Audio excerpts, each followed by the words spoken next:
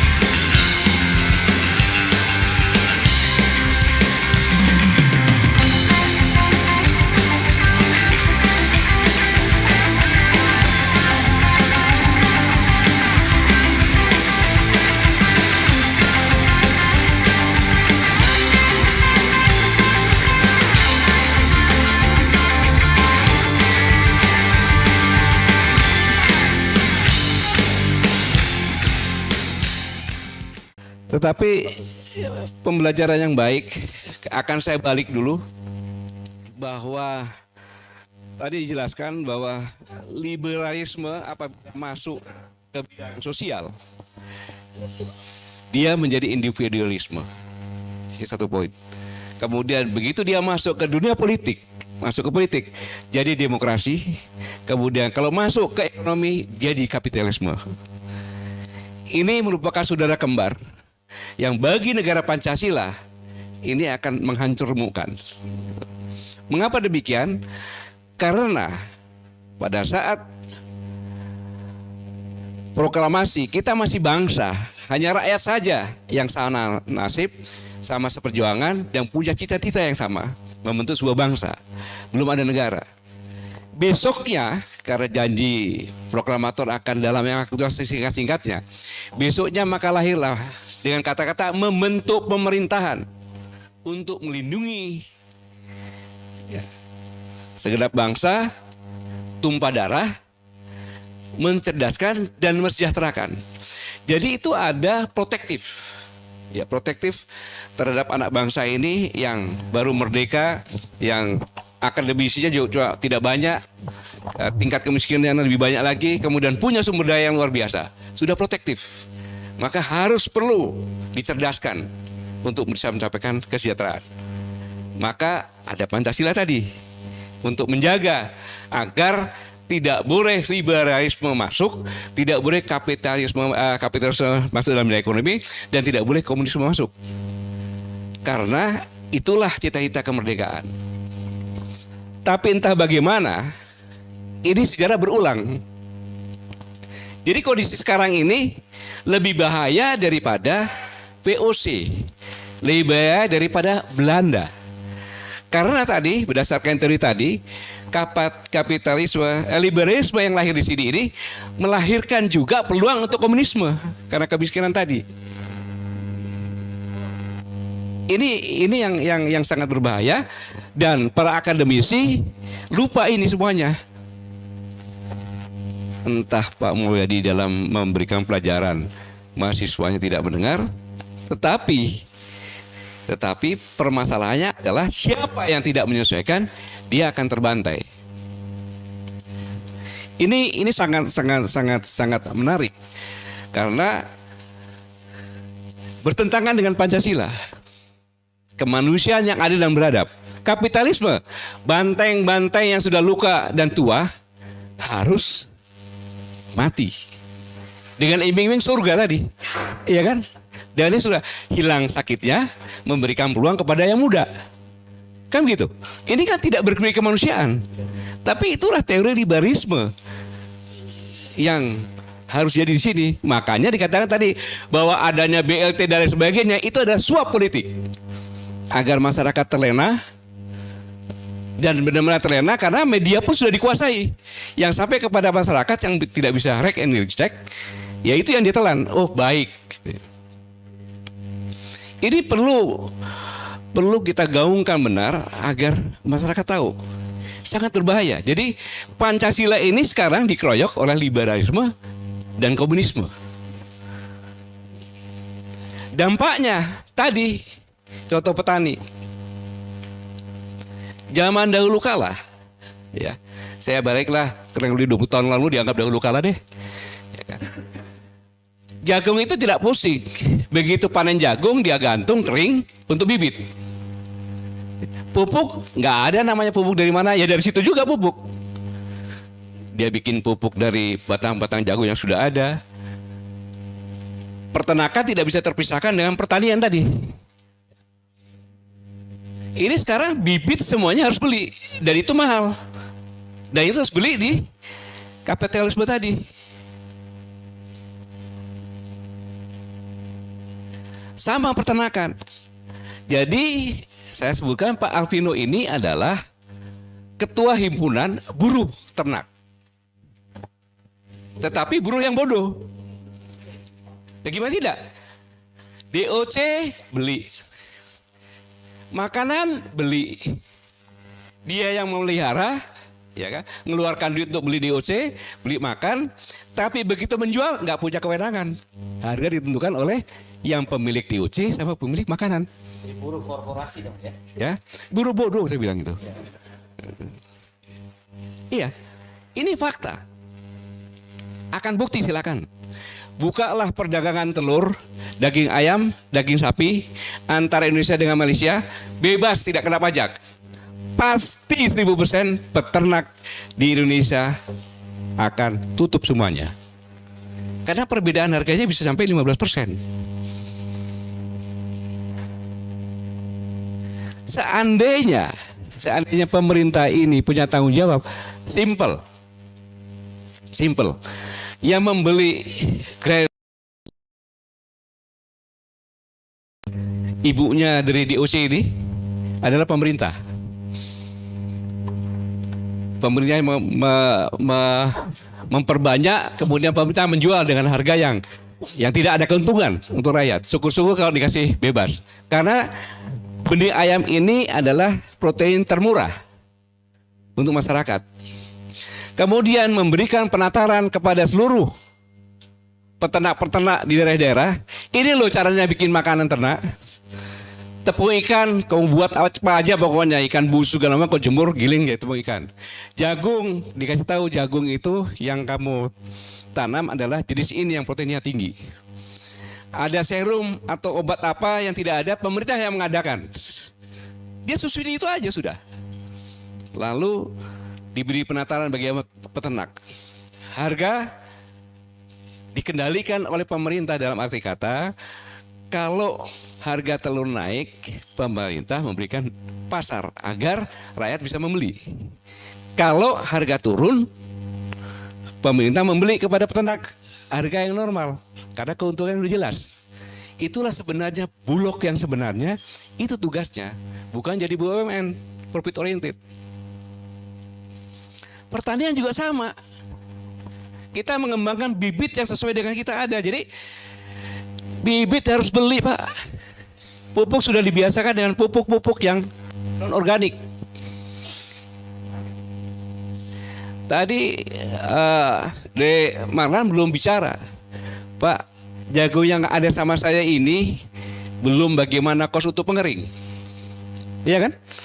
Kalau tanpa pengering, berapa toksin kira-kira yang kena sampai di sana berapa persen? Kan? Bisa sampai 15-20% kan? Gitu. Ini yang jadi. Jadi sebenarnya kita ini dalam bentuk geografi kita punya kelebihan dari negara-negara lain. Kita tidak pernah ada musim salju. Kita bisa bercocok tanam sepanjang tahun. Tanahnya subur. Tapi mengapa kita kalah dengan Belanda dalam hal pertanian? Kenapa? Inilah sebenarnya yang harus sama-sama kita pikirkan. Bahwa negara kita ini sekarang dilanda krisis. Kenapa krisis? Karena memang bulan November nanti kita harus mengucapkan selamat datang manusia ke 8 miliar. Ini akar permasalahannya di sini. Sedangkan bumi untuk hidup orang normal hanya mampu menampung 4 miliar. Buktinya apa? Setiap saya menghitung 1, 2, mau 3. Satu orang anak meninggal dunia. Bukan orang tua, kalau orang tua meninggal dunia udah waktunya. Iya. Nah ini. Kemudian minyak pun sudah mulai langka. Maka yang ada energi ya di sekitar kita ini, di negara sekitar ekuator yang paling kaya ya Indonesia. Dari segi sumber daya alamnya, bukan rakyatnya ya. Kalau rakyatnya paling miskin mungkin sekarang ini. Iya, kenapa rakyatnya paling miskin? Kenapa paling miskin? Seperti yang Pak Antoni sampaikan tadi, bahwa saya mengadakan penelitian lewat Alfamart sama Indomart, bahwa sebelum COVID, rata-rata itu orang yang datang ke Indomart dan uang yang terkumpul dibagi, ditemukan satu orang membelanjakan di Alfamart Indomart rata-rata Rp25.000 per hari. Ketika 4 bulan yang lalu kita kembali dengan survei sudah turun 40%, cuma Rp15.000. Nah buktinya kalau ibu-ibu yang suka belanja sekarang di Alfamart Indomart banyak yang sasetan, kecap sasetan, gula sasetan, supaya menyesuaikan dengan kemampuan dia beli. Sekarang BBM naik sekitar 31% kan, barang-barang naik mungkin sekitar 15-20%. Dari bahan bakar saja sudah naik. Belum anaknya sekolah, belum lain-lainnya. Belum lagi kalau dikatakan tadi betapa parahnya, punya 1 hektar pun penghasilan cuma 1,5 juta. Setelah dipotong segala macam semuanya, karena segala macam semuanya dia harus beli. Seandainya bibit dia tidak beli, pupuk dia tidak beli, akan beda. Dikurangi lagi sekitar 20%. Mau jadi apa? Padahal harusnya negara terkaya di dunia itu ya kita, semuanya ada di tempat kita. Ada yang salah. Kenapa yang salah? Karena kita terlena bahwa VOC sudah tidak ada, tetapi berganti baju yang lebih parah lagi. Dulu liberalisme, sekarang neoliberalisme, kriminal lagi. Kriminal lagi. Nah inilah yang perlu kita sebarluaskan sehingga adik-adik kita, para generasi muda kita yang tulang punggung bangsa dan penerima warisan negeri ini harus melek, harus tahu. Kalau diam, ya dia akan menjadi korban lagi.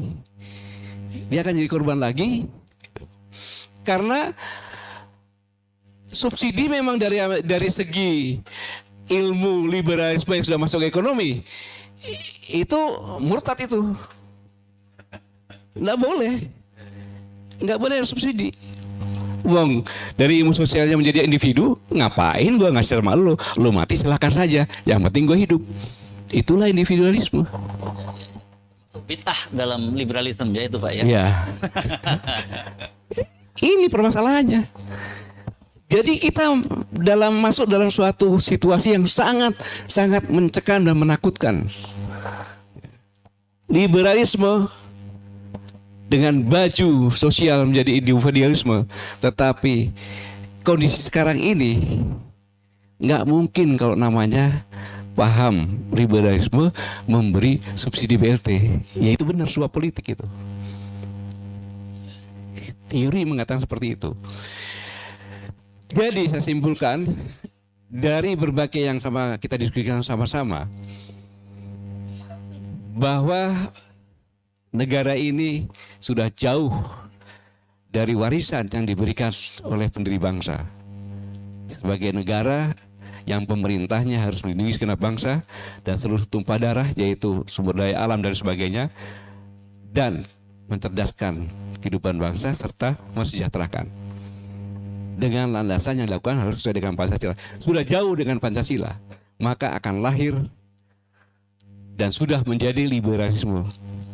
Tangan-tangan liberalisme inilah yang membentuk oligarki politik, oligarki sosial, dan oligarki ekonomi. Sesuai dengan tadi, termasuk bajunya apa?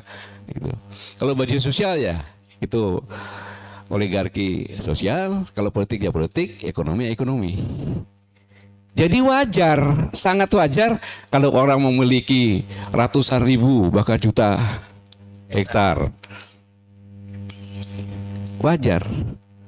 Sawah-sawah sebagian sudah jadi bangunan-bangunan. Kenaikan BBM ini kita ada dua sisi yang lihat. Apakah ini tangan liberalisme atau liberalisme dipengaruhi oleh komunisme yang membuat banyak orang miskin. Tinggal ngomong, lu sih mau sana, kalau sama gua pasti lu sama rasa kita semuanya, gitu.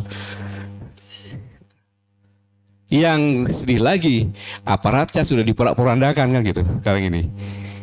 Siapa yang akan menjaga bangsa ini kalau tidak kita bangkit? Ya, ingat, abai adalah awal dari kemusnahan bangsa. Jadi bangkit atau punah. Terima kasih. Wassalamualaikum warahmatullahi wabarakatuh. Wassalamualaikum warahmatullahi wabarakatuh.